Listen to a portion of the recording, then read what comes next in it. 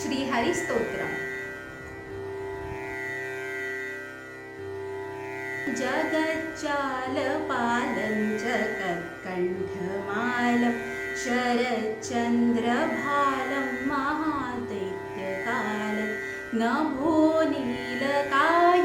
दुरावारमायं सुपद्मासहायं भजेऽहं भजेऽहं सदाम्भोदिवासं गलत्पुष्पहासं जगत्सन्निवासं शतादित्यभासं गदाचक्रशस्त्रलसत्पीतवस्त्रं हसच्चारुवक्त्रं भजेऽहं भजेऽहं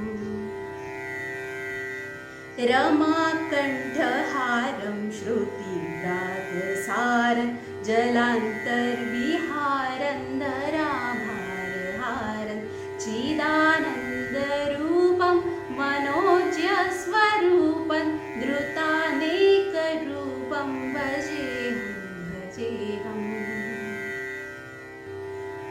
जराजन्महीनं परानन्दपीनं समाधानलीनं सदैवानवीनं जगज्जन्महेतुं सुरानीककेतुं त्रिलोकैकसेतुं भजेऽहं भजेऽहं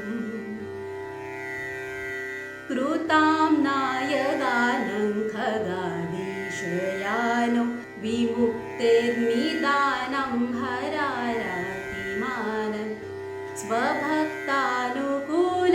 जगद्वृक्षमूलं निरस्तार्थशूलं भजेऽहं भजेऽहं